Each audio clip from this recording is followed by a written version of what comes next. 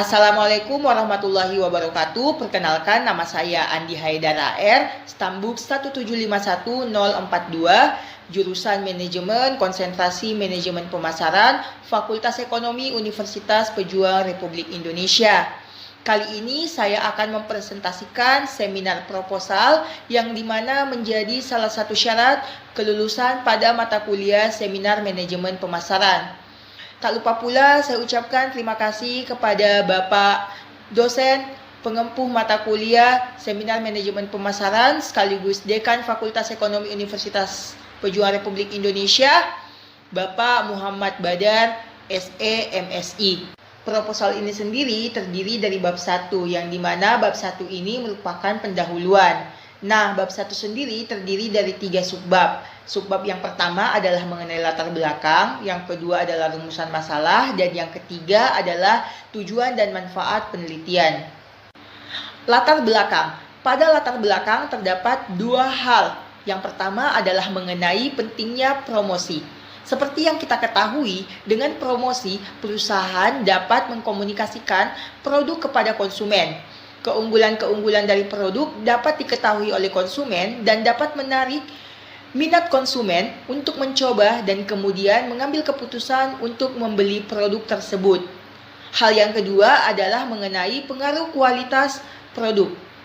Berdasarkan pemantauan yang dilakukan terhadap beberapa hal yang mempengaruhi keputusan pembelian oleh konsumen dalam membeli sebuah produk, diantaranya yaitu konsumen melihat apakah produk tersebut berkualitas. Nah, berdasarkan 2 hal tadi, maka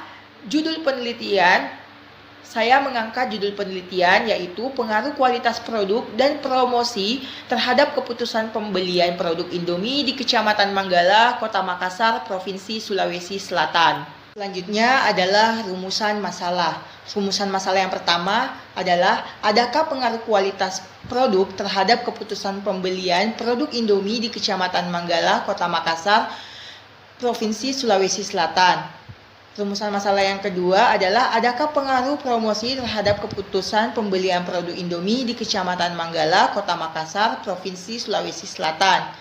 Dan yang ketiga adalah adakah pengaruh kualitas produk dan promosi terhadap keputusan pembelian produk Indomie di Kecamatan Manggala, Kota Makassar, Provinsi Sulawesi Selatan. Berikutnya adalah tujuan dan manfaat penelitian. Yang pertama, adapun manfaat dari penelitian ini, yang pertama adalah untuk mengetahui ada tidaknya pengaruh kualitas produk terhadap keputusan pembelian produk Indomie di Kecamatan Manggala, Kota Makassar, Provinsi Sulawesi Selatan. Yang kedua adalah untuk mengetahui ada tidaknya pengaruh promosi terhadap keputusan pembelian produk Indomie di Kecamatan Manggala, Kota Makassar, Provinsi Sulawesi Selatan. Kemudian, manfaat yang diharapkan dari penelitian ini antara lain yang pertama adalah bagi penulis itu sendiri. Kegunaan penelitian ini bagi penulis yaitu untuk dapat mengimplementasikan ilmu pengetahuan yang penulis dapatkan selama menjadi mahasiswa di Universitas Pejuang Republik Indonesia. Kemudian yang kedua bagi perusahaan. Hasil ini dapat menghasilkan informasi yang bermanfaat sebagai bahan evaluasi sebagai efektivitas dan efisiensi dalam menerapkan strategi pemasaran yang efektif. Kemudian yang ketiga bagi pihak lain. Hasil dari penelitian ini dapat memberikan ilmu pengetahuan yang penulis dapatkan di bidang pemasaran tentang faktor produk dan promosi terhadap keputusan pembelian. Selanjutnya adalah bab 2 berupa tinjauan pustaka. Di bab 2 ini sendiri terdiri dari 4 subbab. Yang pertama adalah mengenai kerangka teori, yang kedua penelitian terdahulu, yang ketiga adalah hipotesis, dan yang keempat adalah variabel penelitian. Pada kerangka teori ini terdapat 10 sub-subbab. Yang pertama adalah pengertian produk, yang kedua adalah atribut produk, yang ketiga adalah tingkatan produk, yang keempat adalah kualifikasi produk, Yang kelima adalah promosi. Yang keenam adalah tahap-tahap pelaksanaan promosi. Yang ketujuh adalah perilaku konsumen. Yang kedelapan adalah faktor-faktor yang mempengaruhi perilaku konsumen. Yang kesembilan adalah keputusan pembelian. Dan yang kesepuluh adalah tahap-tahap proses keputusan pembelian. Selanjutnya, marilah kita melihat mengenai pengertian produk itu sendiri. Pengertian produk. Adapun pengertian produk adalah segala sesuatu yang dapat ditawarkan ke pasar untuk mendapatkan perhatian, dibeli, digunakan, atau dikonsumsi yang dapat memuaskan keinginan atau kebutuhan. Berikutnya adalah atribut produk. Atribut produk sendiri terdiri dari dua, yaitu merek atau branding dan kualitas produk. Nah, merek atau brand adalah nama, istilah, tanda, simbol, atau rancangan, atau kombinasi dari semuanya untuk mengidentifikasi produk atau jasa dari suatu kelompok penjual dan membedakannya dari produk pesaing. Nah, sedangkan kualitas produk dapat diartikan sebagai kesesuaian dengan spesifikasi, baik sesuai dengan fisiknya, produsennya, juga sesuai dengan persyaratannya. Nah, selanjutnya adalah tingkatan produk. Tingkatan produk ini sendiri terdiri dari tiga, yaitu produk inti atau core product. Yang kedua adalah produk aktual atau actual product. Dan yang ketiga adalah produk tambahan. Nah, produk inti ini terdiri dari manfaat inti untuk memecahkan masalah yang dicari konsumen ketika membeli produk atau jasa. Nah, yang kedua adalah produk aktual. Nah, karakteristik dari produk aktual diantaranya adalah tingkat kualitas, nama, merek, kemasan yang dikombinasikan dengan cermat untuk menyampaikan manfaat dari produk tersebut. Nah, kemudian yang ketiga adalah produk tambahan. Nah, produk tambahan harus diwujudkan dengan menawarkan jasa, pelayanan, tambahan untuk memuaskan konsumen. Misalnya dengan menanggapi dengan baik konsumen, ya baik berupa by telepon dan lain sebagainya. Nah, berikutnya adalah klasifikasi produk. Nah, di klasifikasi produk ini sendiri terdiri dari dua, yaitu berdasarkan wujudnya dan berdasarkan konsumennya atau pemakainya. Nah, berdasarkan wujudnya dibagi menjadi dua lagi. Yang pertama adalah barang yang tidak tahan lama atau non-durable goods dan barang yang tahan lama atau durable goods. Nah, barang yang tidak tahan lama ini adalah barang yang berwujud yang biasanya habis dikonsumsi dalam satu atau beberapa kali pemakaian. Contohnya adalah sabun, minuman, makanan, dan lain sebagainya. Sedangkan barang yang tahan lama adalah barang yang bertahan lama dengan banyak pemakaian. Nah, umurnya ini ekonomis untuk pemakaian normal adalah 1 tahun atau lebih. Nah, contohnya antara lain adalah TV, lemari es, mobil, dan lain sebagainya. Nah, kemudian berdasarkan konsumennya terbagi menjadi 4. Yang pertama adalah convenience goods, kemudian ada shopping goods, kemudian ada specialty goods, kemudian ada unshop goods. Nah, convenience goods sendiri merupakan barang yang pada umumnya memiliki frekuensi pembelian tinggi atau sering dibeli atau dibutuhkan dalam waktu segera.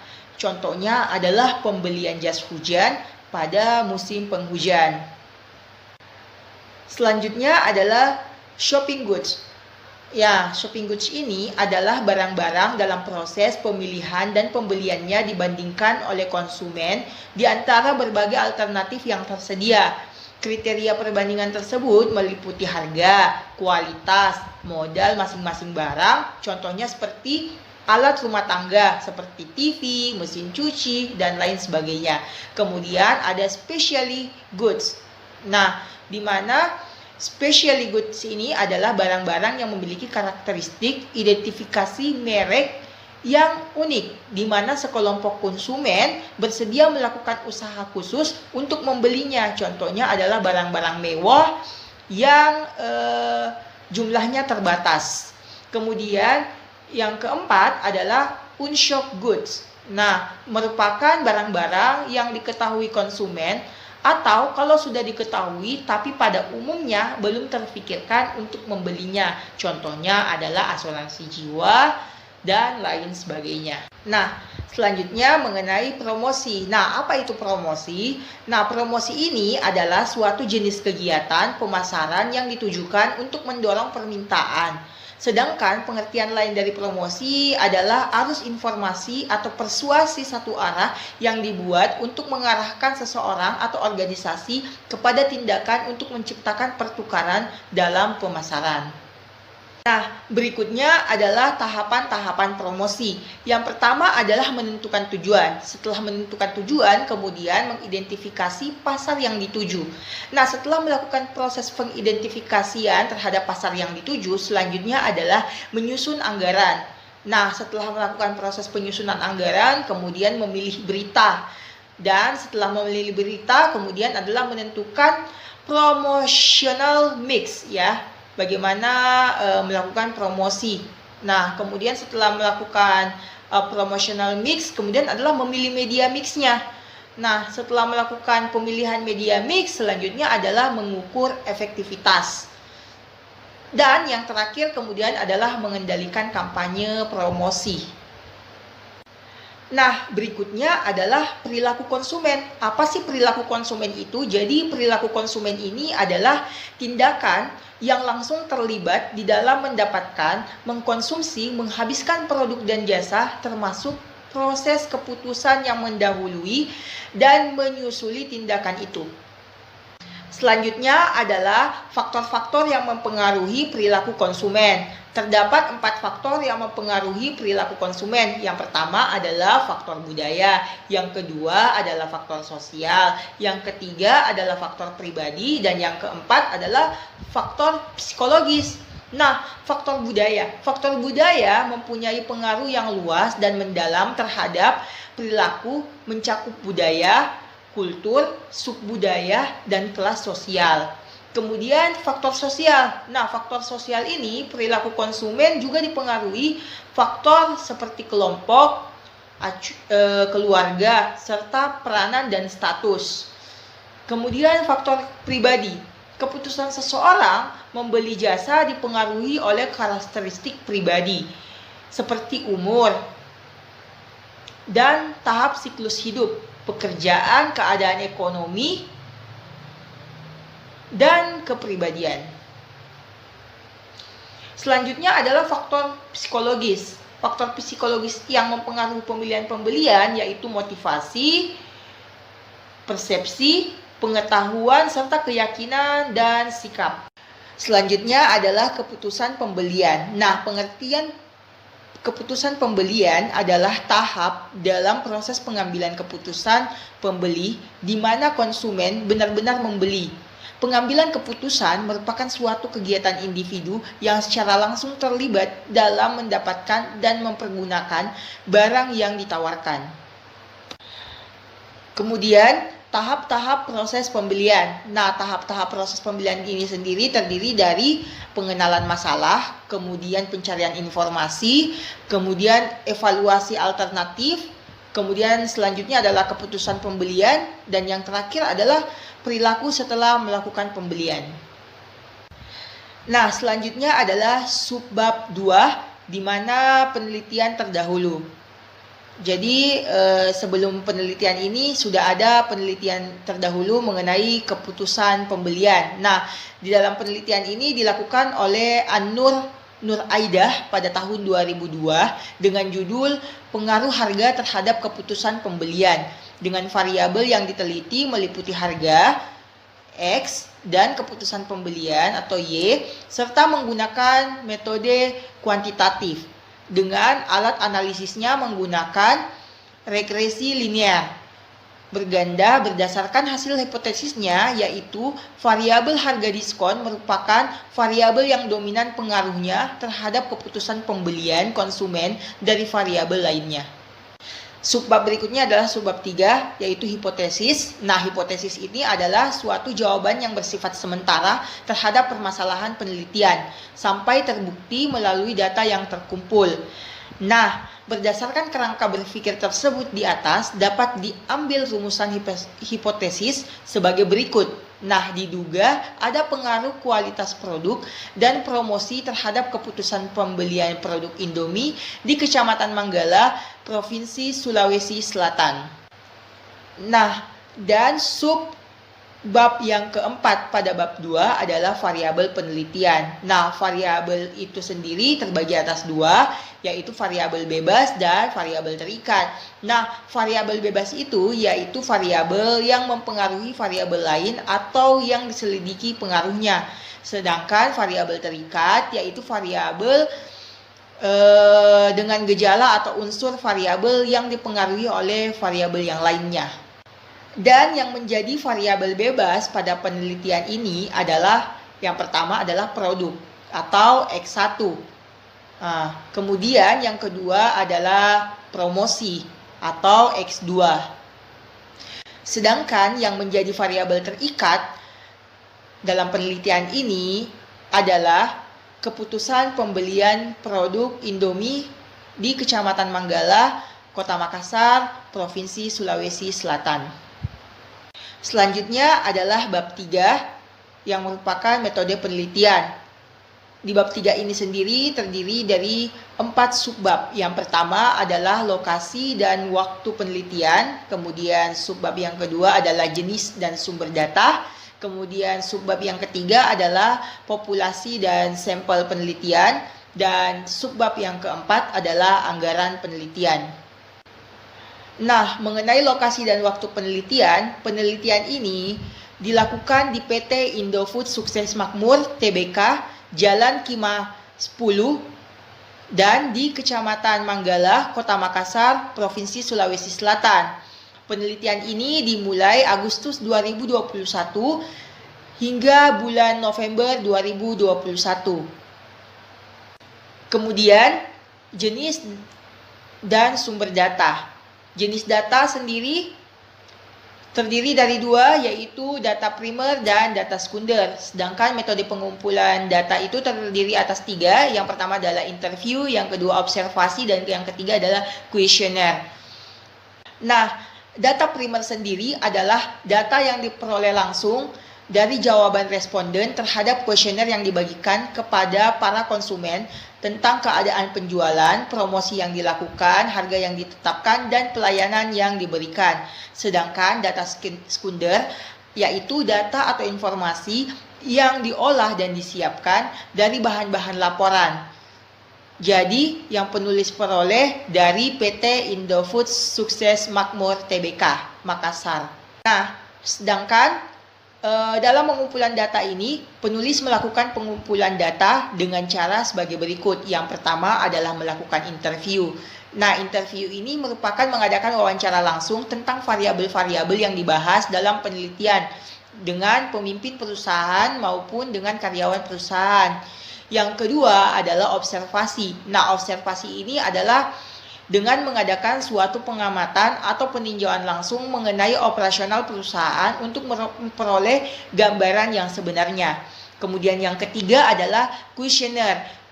Kuesioner ini yaitu mengumpulkan data dengan mengajukan daftar pertanyaan kepada para konsumen. Berikutnya adalah populasi dan sampel penelitian.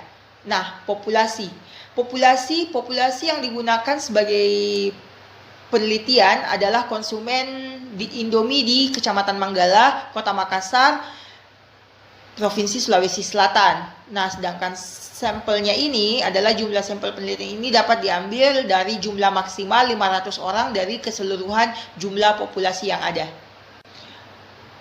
Berikutnya adalah anggaran penelitian. Adapun anggaran penelitian ini terdiri dari 5. Yang pertama adalah persiapan, kemudian yang kedua adalah penelitian lapangan, kemudian yang ketiga adalah penyusunan dan pengadaan laporan, kemudian yang keempat adalah seminar hasil, dan yang kelima adalah biaya tak terduga atau biaya lain-lain.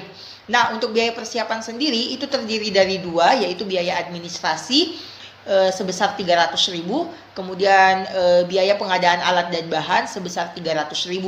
Kemudian penelitian lapangan itu terdiri dari 2, yaitu anggaran transportasi dan komunikasi, di mana masing-masing untuk anggaran transportasi itu sebesar Rp250.000, Sementara untuk anggaran konsumsi sebesar Rp350.000.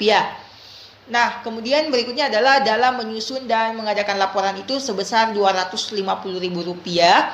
Sedangkan untuk seminar hasil yaitu sebesar Rp350.000. Dan untuk anggaran biaya tak terduga yaitu sebanyak Rp300.000.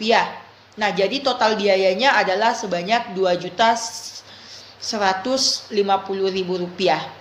Demikian tadi hasil presentasi seminar proposal dari saya. Kurang dan lebihnya mohon dimaafkan. Wabillahi taufiq wal hidayah. Assalamualaikum warahmatullahi wabarakatuh.